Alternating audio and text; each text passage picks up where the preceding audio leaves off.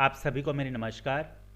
दोस्तों, आज हम कृष्णमूर्ति पद्धति में धन की स्थिति से संबंधित नियम के ऊपर हम समझेंगे। कालपुरुष कुंडली यानी कि मेष लग्न की कुंडली में यदि हम देखते हैं तो दूसरा भाव धन का होता है, दशम भाव जो है कर्म और प्रोफेशन का होता है, छठा भाव जो है ये प्राप्ति का होता है, 11वां भाव जो है ये लाभ का होता है। तो देखिए दूसरा भाव, अब कुंडली में यदि दूसरे भाव का उप नक्षत्र स्वामी 2, 6, 10, 11 इन भावों का कार्येश हो तो धन स्थिति अच्छी हो सकती है, या फिर छठे और 11वें भाव का सबल कार्येश हो तो स्थिति अच्छी हो सकती है। इसके अलावा चल रही दशा, जिन ग्रहों की दशा चल रही है, यदि वे दशा स्वामी भी दूसरा भाव धन, छठा भाव प्राप्ति, दशम भाव प्रोफेशन, 11वां भाव लाभ, इनके सबल कार्येश हों तो धन स्थिति अच्छी हो सकती है, प्राप्ति अच्छी हो सकती है, नौकरी अच्छी हो सकती है।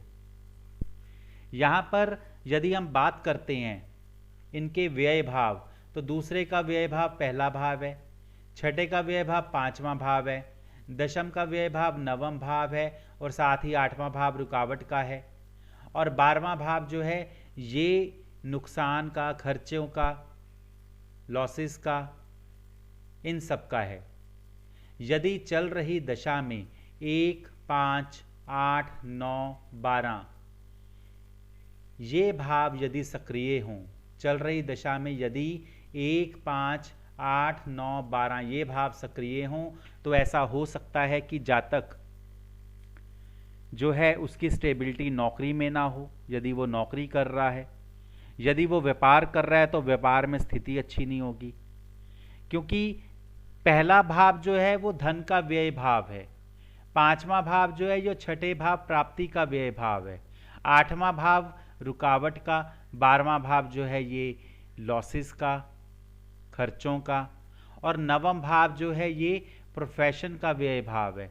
तो इसलिए 1, 5, 8, 9, 12 इन भावों के 1, 5, 8, 9, 12 इन भावों के जो ये कार्येश ग्रह हैं, इनकी दशा, अंतरदशा, प्रत्यंतर दशा में ऐसी स्थिति हो सकती है।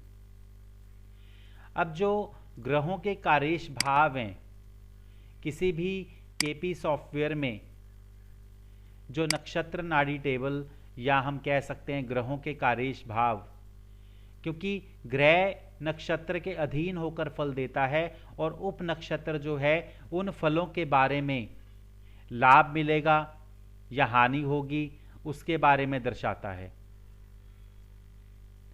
तो यहां पर जो ये ग्रहों के कार्येश भाव हैं ये भावचलित कुंडली की सहायता से बनते हैं।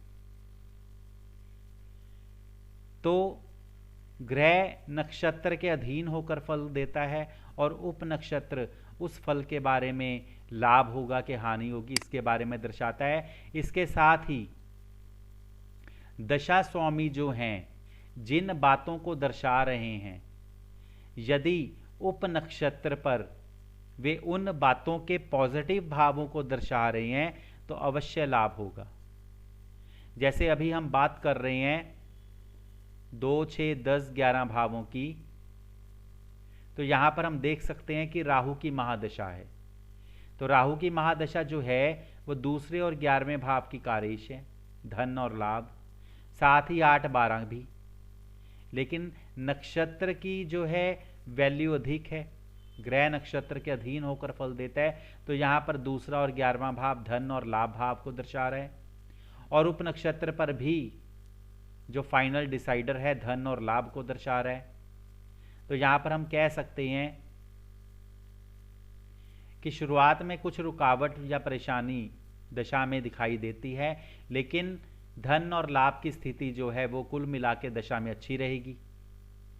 अब इसके अंतर्गत जो अंतरदशाएं आएंगी, जैसे ये शनि की अंतरदशा चल रही है, तो शनि को यदि हम देख रहे हैं ये 11वें भाव को दर्शा रही, साथ में 12वां भाव है, नक्षत्र पर दूसरा और 8वां भाव है, हालांकि उप नक्षत्र पर 2, 7, 11 भाव हैं, तो यदि ये जातक कारोबार कर रहे होंगे तो इनको शनि की अंतर्दशा में चैलेंजेस भी मिलेंगे, कुछ रुकावटें भी आएंगी, लेकिन फिर भी ये पूरी तरह से अच्छे फल प्राप्त करेंगे, क्योंकि अंतर्दशा स्वामी शनि भी अपने उप नक्षत्र यानी कि फाइनल डिसाइडर पर धन और लाभ की स्थिति को दर्शा रहा है। अब देखिए, अलग अलग कुंडलियों के हिसाब से जो ग्रह हैं वो अलग अलग भावों को दर्शा सकते हैं, हर किसी के जन्म विवरण के अनुसार। तो क्या चल रही दशा में 2, 6, 10, 11 या 2, 7, 10, 11, क्योंकि दूसरा भाव धन, छठा भाव प्राप्ति, सातवां भाव व्यापार से भी जुड़ा हुआ है। रोज की सेल होती है, जो दुकानदार होते हैं, जो रोज की सेल होती है या अपना कारोबार होता है, तो सप्तम भाव व्यापार का, दशम भाव जो है प्रोफेशन, कर्म का, मान सम्मान का, रुतबे का, और 11वां भाव जो है लाभ का, फुलफिलनेस ऑफ डिजायर्स का। तो यदि चल रही दशा में ये भाव सक्रिय होंगे तो ऐसे में उन जातकों को जो है अच्छी स्थिति कारोबार और नौकरी में मिल रही होगी। लेकिन यदि 1, 5, 8, 9, 12 इन भावों के कारेश होंगे तो वहां पर जो नौकरी करने वाले हैं उनके कार्य क्षेत्र में उनको अच्छा जो है फल नहीं मिल रहा होगा। उनको हो सकता है कि उनके जो अधिकारी वर्ग हैं उनसे, या उनके जो सीनियर हैं उनके साथ अच्छी नहीं बन रही होगी, या उनसे प्रॉब्लम हो रही होगी, या फिर उनके स्वयं के जो किए गए कार्य हैं उनसे कोई संतुष्ट नहीं हो रहा होगा। यहां पर यह भी आपको बता दूं कि चौथा भाव जो होता है ये निराशा का, पांचवें का व्यय भाव, तो चौथा भाव जो है सामने वाले की संतुष्टि ना होना, क्योंकि सप्तम भाव जो है ओपोनेंट का है। तो सप्तम भाव से 1, 2, 3, 4, 5, 6, 7, 8, 9, 10, 11 सामने वाले का लाभ, पंचम भाव। तो चौथा भाव जो है सामने वाले का जो है सेटिस्फैक्शन ना होना। तो इसलिए चल रही दशा में यदि अब 1, 5, 8, 9, 12 यहां पर पांचवां भाव सामने का लाभ है, लेकिन 1, 8, 9, 12 यदि साथ में है तो फिर वो पांचवां भाव भी किसी काम का नहीं। यदि पांचवें भाव के साथ दूसरा भाव धन का, 11वां भाव लाभ का और पांचवां भाव भी एक्टिव होगा तो हम कह सकते हैं कि सामने वाले की संतुष्टि हो रही है, तो इसी वजह से जो है अच्छी पेमेंट भी आ रही है। लेकिन यदि 5, 8, 12 की स्थिति होगी तो फिर ऐसे में पेमेंट का रुकावट होना, पेमेंट फंस जाना, सामने वाले की संतुष्टि, यदि 4, 8, 12 हो तो सामने वाले की संतुष्टि ना होना, 5, 8, 12 हो तब भी लगभग ऐसी ही स्थिति बनना। कुंडली कोई भी हो, चल रही दशा के फ्लो को हमें समझना होता है। सब्जेक्ट क्या है, क्या वो नौकरी का सब्जेक्ट है, क्या वो व्यापार का सब्जेक्ट है, उसके अनुसार दशा क्या दर्शा रही है। तो इन सारी बातों को समझते हुए ही हमें विश्लेषण करना चाहिए। और इसके साथ ही यदि दशा अच्छी स्थिति नहीं दिखा रही, 1, 5, 8, 9, 12 भावों की सक्रियता है, एक्टिवनेस है, तो ऐसे में जातक को कहीं पर अत्यधिक निवेश से बचना चाहिए। उसको जल्द से नौकरी नहीं छोड़नी चाहिए जब तक दूसरी तरफ या दूसरी जगह उसको अच्छा प्रपोजल ना मिल जाए। तो चल रही दशा में 1, 5, 8, 9, 12 भाव प्रोफेशन, नौकरी आदि में दिक्कत दे सकते हैं, व्यापार में दिक्कत दे सकते हैं, फालतू के निवेश से बचना होगा।